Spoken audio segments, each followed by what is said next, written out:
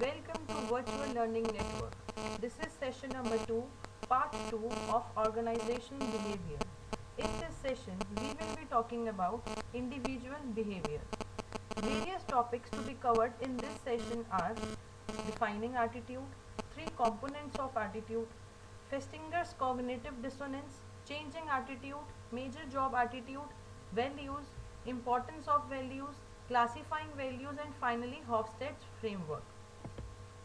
First of all what is attitude. जब भी हम यूजुअली किसी से बात करते हैं और जब हम कहते हैं कि I like this thing, I like cricket, I like hockey, हम उस टाइम अपना एटीट्यूड है जो एक्सप्रेस कर रहे हैं.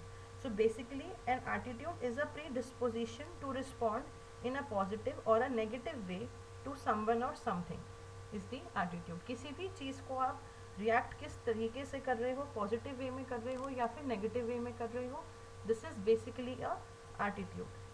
Attitude is a hypothetical construct. Hypothetical construct है attitude. It cannot be directly observed. Attitude objects are concrete, abstract about people, groups of people and inanimate objects. Attitude जो है वो particular objects पे depend करता है. आपका जो attitude है it could be in reference to particular people, group or a group of people. Behavior towards object is dependent upon attitude towards object. किसी एक पर्टिकुलर चीज़ की तरफ आपका जो बिहेवियर है वो डिपेंड करता है आपका एटीट्यूड क्या है. फॉर एग्जाम्पल, अगर if suppose there are two friends जिन्होंने मेडिकल के पेपर के लिए अपियर करना है, अब दोनों का जो बिहेवियर है किस तरीके से वो तैयारी कर रहे हैं विल डिपेंड अपॉन कि दोनों कितना सीरियस है, उनका एटीट्यूड क्या है towards that particular exam. Attitude tends to persist unless something is done to change them. Attitude हमेशा वो एग्जिस्ट करता है जब तक कुछ ऐसी चीज़ ना हो जाए जिससे उनका एटीट्यूड बदल जाता है. Then attitude can fall anywhere along a continuum from every favourable to very unfavourable. Continuum basically a scale. Favourable और अनफेवरेबल के स्केल पे एटीट्यूड कहीं भी बिलोंग कर सकता है, कहीं भी फॉल कर सकता है. Attitudes are directly towards some object about which a person has feeling और अफेक्ट एंड बिलीव्स. एटीट्यूड एक पर्टिकुलर ऑब्जेक्ट की तरफ हमारा डिपेंड करता है कि हमारी फीलिंग्स कैसी हैं, हमारे बिलीव्स क्या है इस पर्टिकुलर ऑब्जेक्ट को लेके. एटीट्यूड जो है बहुत कॉम्प्लेक्स कॉग्निटिव प्रोसेस है, just like the personality. For example, अगर आप एक हाफ फिल्ड ग्लास देखते हैं, हो सकता है आप उसको हाफ फिल्ड ग्लास बोलें या फिर हाफ एम्प्टी ग्लास बोलें. This is your attitude, how you are looking at things. Attitude अगर आपका पॉजिटिव होगा आप उसको बोलेंगे कि वो ग्लास हाफ फिल्ड है. बट इफ सपोज वो ग्लास जो है हाफ खाली बोलते हैं, इट मीन्स आपका एटीट्यूड जो है नेगेटिव है. You are emphasising on the negative aspect of that glass. Now how much do you see of in this iceberg. हमें ये आइसबर्ग खाली ऊपर का पोर्शन दिख रहा है. It is only the 10% of iceberg which is visible. The 90% is remaining which is below the sea level. This is same in the case of attitude. Attitude जो है वो हमारी वैल्यू, स्टैंडर्ड्स और जजमेंट पे depend करते हैं. हमारे अलग अलग मोटिव क्या है पर्टिकुलर सिचुएशन में काम करने के, हमारी एथिकल वैल्यूज़ क्या हैं, बिलीव्स क्या हैं, इन सभी चीज़ों पे इम्पैक्ट पड़ता है हमारे बिहेवियर का. बिहेवियर हमें ओनली 10% विजिबल होता है. Rest of the 90% is not visible to others. It is unknown to others, while the 10% of this attitude is known to others. Now there are basically three components of attitudes: cognitive component, affective component and behavioral components. Cognitive component, the opinion or belief segment of an attitude. Cognitive component वो opinion है, belief है एक particular attitude का. Affective component is the emotional segment of an attitude. जो emotional part है एक attitude का, that will come in affective component. Then behavioral component, and intention to behave in a certain way towards someone or something is the behavioral component. जब हम behavior की बात करते हैं वो behavioral component में आता है कि एक particular situation में एक particular object की तरफ हम किस तरीके से behave करेंगे, that will come in behavioral components. Then Festinger's cognitive dissonance. Cognitive dissonance का meaning होता है any incompatibility between two or more attitudes or between behavior and attitudes. Incompatibility हो दो या दो से ज़्यादा एटीट्यूड के बीच में या फिर बिहेवियर एंड एटीट्यूड के बीच में. This is called cognitive dissonance. People's attitudes or beliefs can be consonant or disconsonant. Consonant means in a line, a stable. Disconsonant at odds or not related to each other. हो सकता है वो related ही ना हो एक दूसरे से. If dissonant, we experience psychological discomfort. अगर dissonant होंगे जो हमारे variables हैं, जो हमारे attitude beliefs हैं, तब हमें psychological discomfort होगा. Individuals seek to reduce this uncomfortable gap or dissonance to reach stability and consistency. इस dissonance को, इस discomfort को कम करने के लिए people will try to reduce this gap to reach stability and consistency.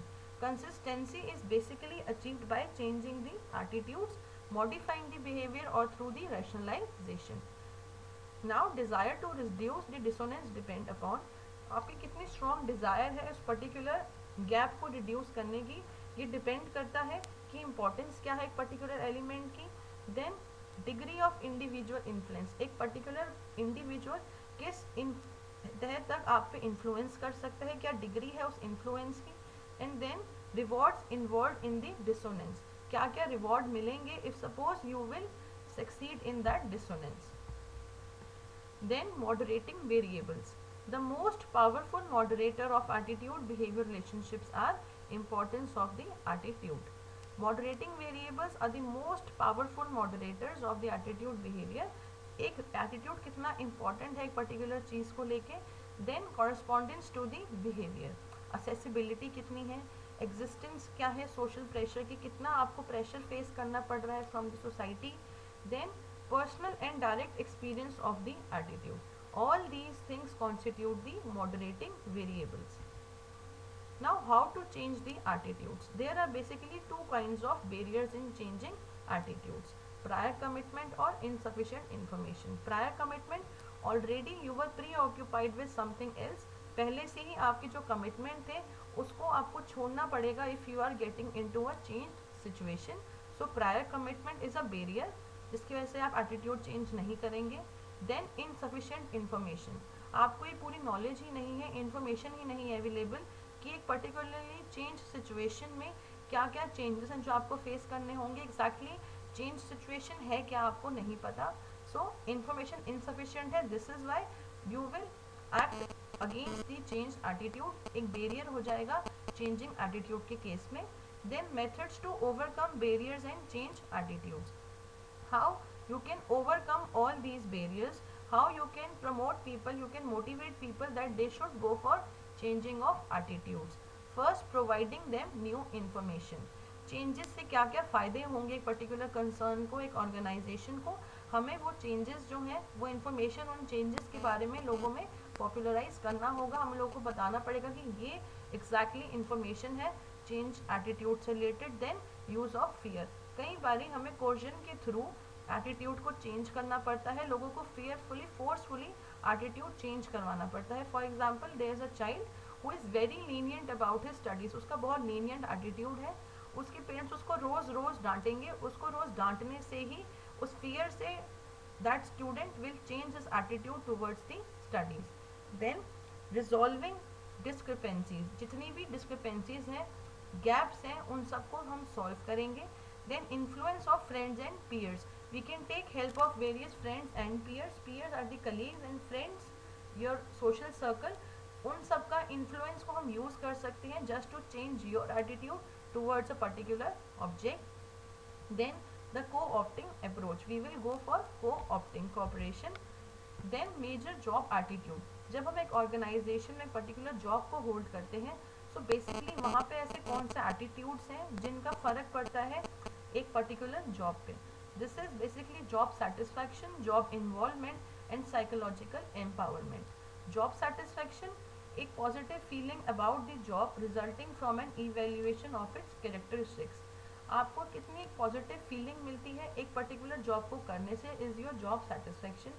Job satisfaction basically depend करती है जो आपको रिवॉर्ड मिल रहे हैं एक पर्टिकुलर चीज़, एक पर्टिकुलर एफर्ट को करने के लिए. If you think that reward is in sync with the efforts you have made, you will be satisfied. But if you think जो आपके reward है it is not matching the efforts which you had made, is will relate to the job dissatisfaction. Then job involvement, Job involvement means the degree of psychological identification with the job where perceived performance is important to self worth. Job involvement basically वो psychological identification है जिसकी help से एक perceive performance को हम worth है या नहीं आइडेंटिफाई कर सकते हैं. Then psychological empowerment, empowerment giving more power to a particular person. बहुत लिबरल अपने डिसीजंस वो खुद ले सकते हैं, लिबरल पॉलिसीज को फॉलो कर सकते हैं. So believe in the degree of influence or the job. If a person think that he can or she can influence that particular job, that means उन्हें वो साइकोलॉजिकल एम्पावरमेंट दी गई है, competencies दी गई हैं. जॉब मीनिंगफुलनेस एंड ऑटोनॉमी जो है, autonomy कम से कम करके जॉब मीनिंगफुलनेस को हम इंक्रीज कर सकते हैं जस्ट टू इंश्योर कि साइकोलॉजिकल एम्पावरमेंट एक एम्प्लॉई को मिली हुई है. Then organisational commitment. Organisational commitment basically एक पर्सन एक ऑर्गेनाइजेशन के टूवर्ड्स उनके ऑब्जेक्टिव्स को अचीव करने के टूवर्ड्स कितना कमिटेड है. Identifying with a particular organisation and its goals while wishing to maintain membership in the organization. Organizational commitment में हम basically एक particular organization के पहले goals को identify करते हैं, then we wish to maintain the membership in that organization. We want to become the part of that organization ताकि हम उन goals को achieve करने में help कर सकें. This is organizational commitment. Basically इसमें 3 dimensions होते हैं, effective, continuous commitment and normative. Affective होता है जो हमें इमोशनल अटैचमेंट है ऑर्गेनाइजेशन से. Suppose you are working with the same organisation for last 10-12 years, आपको एक इमोशनल अटैचमेंट हो जाती है, that is basically the affective aspect. Then continuous commitment is the economic value of the staying.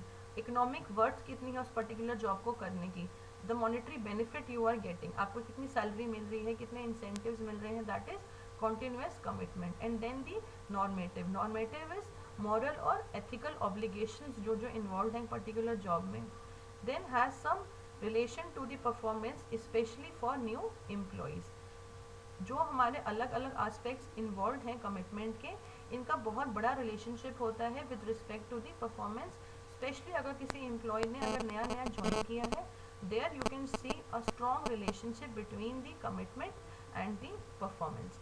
अगर कोई एक एम्प्लॉय है वो is very well committed towards the organisation, उनकी परफॉर्मेंस भी उतनी ज़्यादा होगी. Less important now than in past. Past में इसको बहुत ज़्यादा एम्फोसाइज किया जाता था, but nowadays it is not that important aspect. Now perhaps more of occupational commitment, loyalty to profession rather than given employer. Nowadays the more emphasis is upon the loyalty. एक particular person की loyalty क्या है particular profession को लेके, commitment कैसा है उस पर एम्फोसिस ज़्यादा दिया जाता है. Then POS. POS stands for perceived organizational support. Now organizational support is एक जो एम्प्लॉय ऑर्गेनाइजेशन में काम कर रहा है उसको कितना सपोर्ट मिलता है ऑर्गेनाइजेशन से, that is the perceived organizational support. Degree to which employees believe the organization values their contribution and cares about their well-being. Employees क्या क्या बिलीफ है, क्या उन्हें लगता है कि ऑर्गेनाइजेशन उनकी कंट्रीब्यूशन पे कितना ध्यान देती है, कितना केयर करती है उनकी वेल बीइंग का, इस POS. फॉर एग्जांपल अगर आपने अपनी ऑर्गेनाइजेशन में कोई एग्जाम आपने एग्जाम वो दिया, न्यू आइडिया दिया, innovative idea just to increase the productivity of the business concern, हो सकता है ड्यू टू एनी कंसर्न वो आइडिया जो था प्रैक्टिकली इम्प्लीमेंट नहीं किया गया.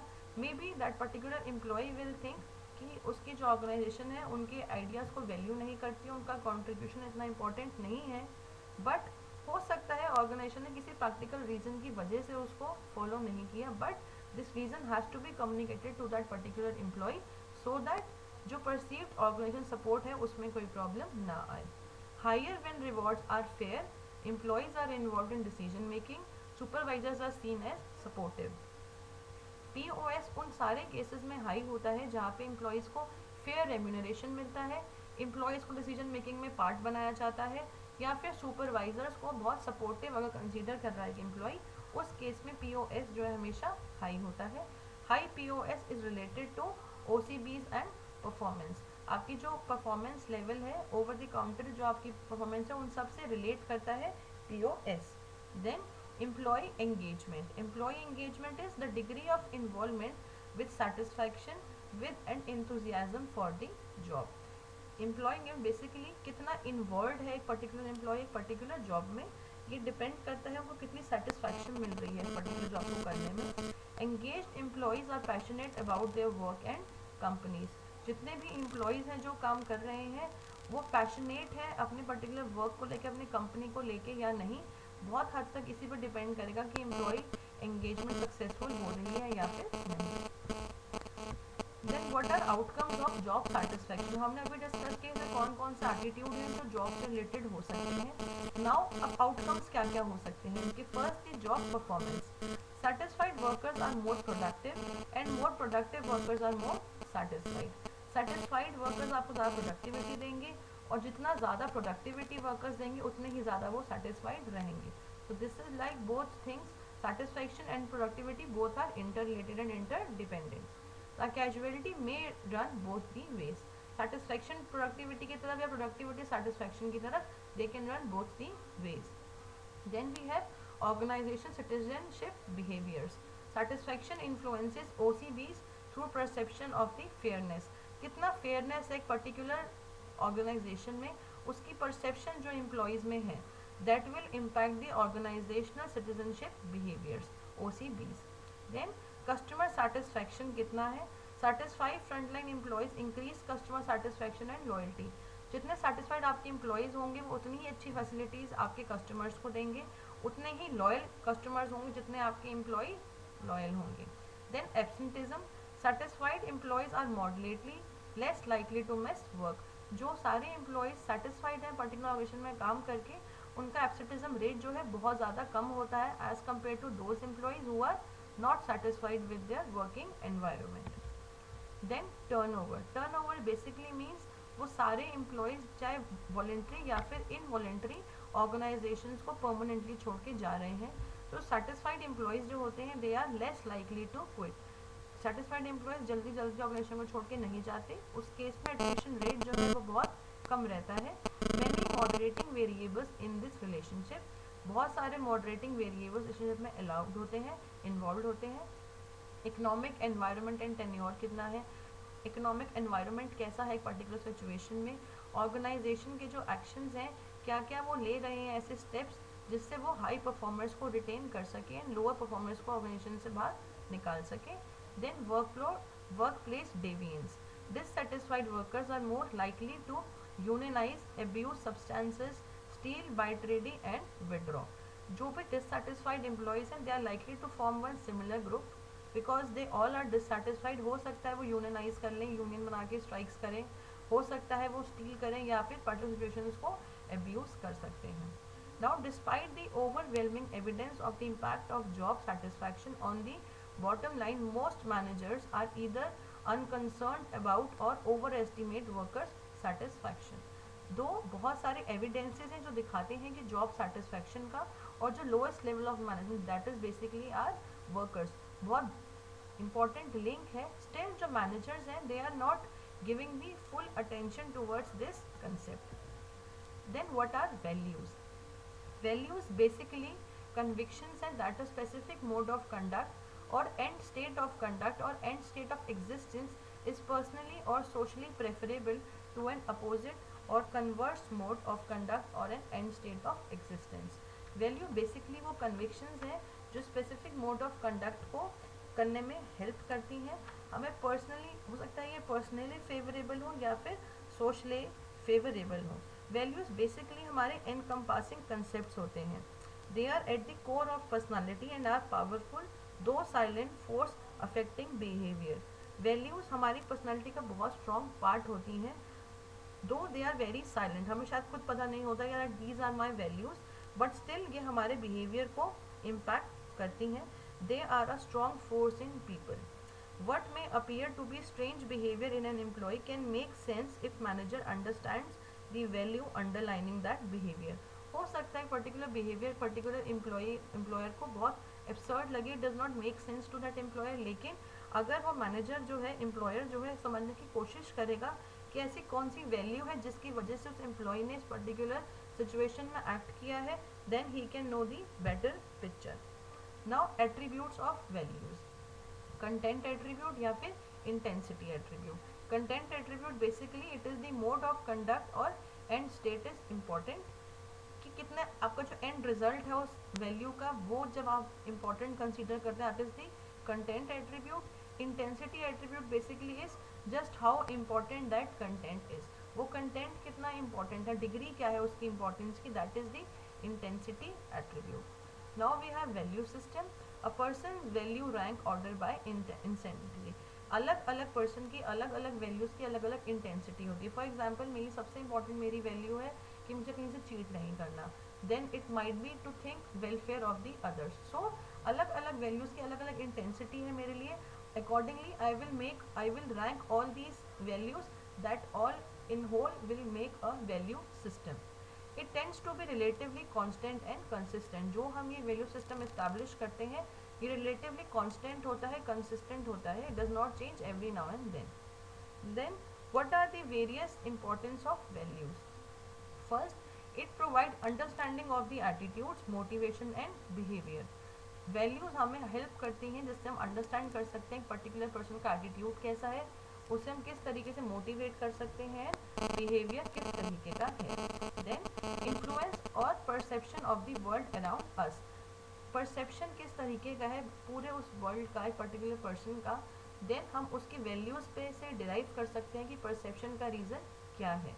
Then represent interpretations of right and wrong, एक पर्टिकुलर पर्सन के लिए एक चीज़ राइट है या रॉन्ग है, ये डिपेंड करता है उसकी अपनी पर्सनल वैल्यूज़ कैसी हैं। इम्प्लाई दैट सम बिहेवियर और outcome are preferred over others, कुछ एक पर्टिकुलर बिहेवियर एक पर्टिकुलर पर्सन ज़्यादा प्रेफर करता है as compare to others. Why this preference is being made can be understood by understanding the concept of values. Then classifying the values. Basically, there are two types of values: terminal values and instrumental values. Terminal values are desirable end states of existence. जो desirable end state है existence का, the goal that a person would like to achieve during his or her lifetime. वो particular goal जो एक person को अपनी lifetime में achieve करना है, that is the terminal value. Instrumental value is preferable modes of behavior or means of achieving one's terminal value. किस तरीके से एक पर्टिकुलर पर्सन टर्मिनल वैल्यू को अचीव करेगा, that is the instrumental value. Terminal value ultimate goal होता है एक person का। फॉर एग्जांपल उन्हें फैमिली सिक्योरिटी चाहिए, सेंस ऑफ अकम्पलिशमेंट चाहिए, सेल्फ रिस्पेक्ट होनी चाहिए। वेयर एज इंस्ट्रूमेंटल वैल्यू किस तरीके से पर्टिकुलर पर्सन टर्मिनल वैल्यू को अचीव करेगा। इन दोनों वैल्यूज़ को मिला के एक पर्सन का वैल्यू सिस्टम बनता है। पीपल इन सेम ऑक्यूपेशन और categories tend to hold similar values, वो सारे पर्सन जो पर्टिकुलर ऑक्यूपेशन में इन्वॉल्व हैं या फिर पर्टिकुलर कैटेगरी में इन्वॉल्व हैं, वो सेम तरीके की वैल्यूज़ को फॉलो करते हैं। But values vary between the groups, but अलग अलग ग्रुप्स की अलग अलग वैल्यूज़ होती हैं। Value differences make it difficult for a group to negotiate and may create conflict. अगर दो अलग अलग ग्रुप्स हैं जो नेगोशिएट कर रहे हैं on any of the terms, for example अगर ट्रेड यूनियन मैनेजमेंट, अगर अलग अलग ग्रुप्स हैं, वो दोनों अगर किसी नॉर्मल टर्म पे नेगोशिएट कर रहे हैं, उन दोनों की वैल्यूज़ अलग हैं, सो अकॉर्डिंगली उनका कंसेंसस होना, एक पर्टिकुलर चीज़ पे एग्री करना भी उतना मुश्किल हो जाता है, that is why it results in the conflicts. Now here is the bifurcation of terminal values and instrumental values. Some of the examples of terminal values are comfortable life अब किसी पर्सन को चाहिए, exciting life चाहिए, sense of accomplishment चाहिए, world at peace होना चाहिए, world of beauty होना चाहिए, equality, family security, freedom, happiness, inner harmony. These all things are terminal value जो एक पर्सन अपनी लाइफ में अचीव करना चाहता है। हो सकता है एक person self respect, self esteem को अचीव करना चाहता हो, ट्रू फ्रेंडशिप को ढूंढ रहा हो, इनर हार्मनी को ढूंढ रहा हो, this is all terminal values. But what are instrumental values? Instrumental values किस तरीके से वो टर्मिनल वैल्यूज को अचीव कर पाते हैं। फॉर एग्जाम्पल एम्बिशियस हैं, हार्ड वर्किंग एस्पायरिंग है, ब्रॉड माइंडेड है, कैपेबल हैं, करेजियस हैं, honest, helpful, intellectual, logical thinking में बिलीव करना, बहुत लविंग है, अफेक्शनेट है, पोलाइट है, सेल्फ कंट्रोल्ड है। These all are things your instrumental values. Now values differ across the culture. Culture to culture जब हम हर एक चीज़ कल्चर में वेरी करता है, अकॉर्डिंगली वैल्यूज़ भी जो है डिफर करती हैं। For example maybe in the other part European countries it is okay with those countries अगर वुमेन जो है एल्कोहल कंज्यूम करती हैं, but our culture is not very comfortable with these things. So now there is a very famous study for multicultural values, that is of the Hofstad's framework. Hofstad's framework for assessing the culture, 5 value dimensions. हॉफस्टेड ने एक study की थी जिसने उन्होंने 5 dimensions अलग अलग दिए थे. अगर हम अक्रॉस द कल्चर्स की बात करते हैं, अलग अलग कल्चर्स की बात करते हैं. First is the power distance. कितनी एक पर्टिकुलर ऑर्गेनाइजेशन में, एक पर्टिकुलर कल्चर में कितना डिस्टेंस है पावर का, कितना इक्वली या फिर बिल्कुल डिसइक्वालिटी है पावर की डिस्ट्रीब्यूशन में. देन इंडिविजुअलिज्म और कलेक्टिविज्म कितना है, मस्कुलिनिटी है या फेमिनिटी है. अनसर्टेनिटी अवॉइडेंस पे बिलीव करते हैं या फिर अनसर्टेनिटी के लिए प्रॉपर प्लान करते हैं. Then they might have long term और the short term orientation. These were the different basis जिसके बेसिस पे हॉफस्टेड ने 5 वैल्यू की डायमेंशंस दी थी. Now the first framework was, first dimension was power distance. Power distance is basically the extent to which a society accepts that power in institution and organization is distributed unequally. एक organisation में, एक society में power कितना equally या फिर unequally distributed है, ये हम स्टडी करते हैं पावर डिस्टेंस में. अब हो सकता है एक पर्टिकुलर कंट्री का जो कल्चर है वो लो डिस्टेंस हो या फिर हाई डिस्टेंस हो. Low distance relatively equal power between those with status wealth and those without status and wealth. Almost equal power है उन सभी लोगों के पास जिनके पास स्टेटस है या फिर स्टेटस नहीं है.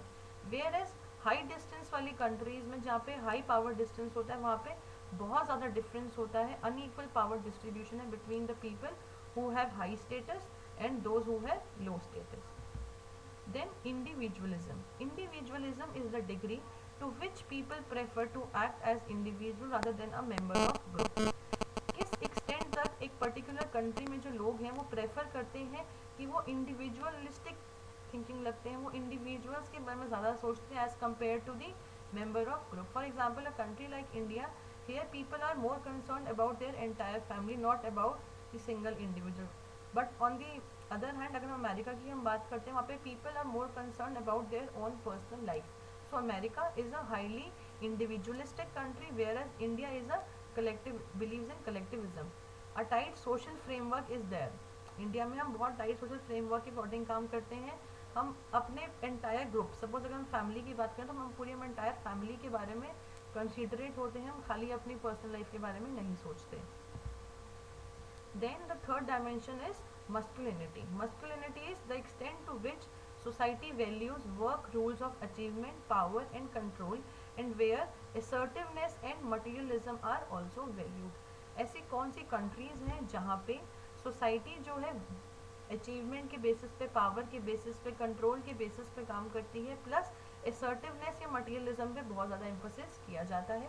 ऐसी कंट्रीज को मस्कुलिनिटी में ट्रीट करते हैं. But there are some countries जहाँ पे इन सब चीज़ों का जो एक्सटेंट है वो बहुत थोड़ा होता है, मेन और वुमेन का जो रोल है इतना ज़्यादा डिफ्रेंशिएटेड नहीं होता. Those countries are treated as feminine in nature, femininity होती है वहाँ पे. Then the fourth dimension is uncertainty avoidance. The extent to which a society feels threatened by uncertain and ambiguous situation and tries to avoid them.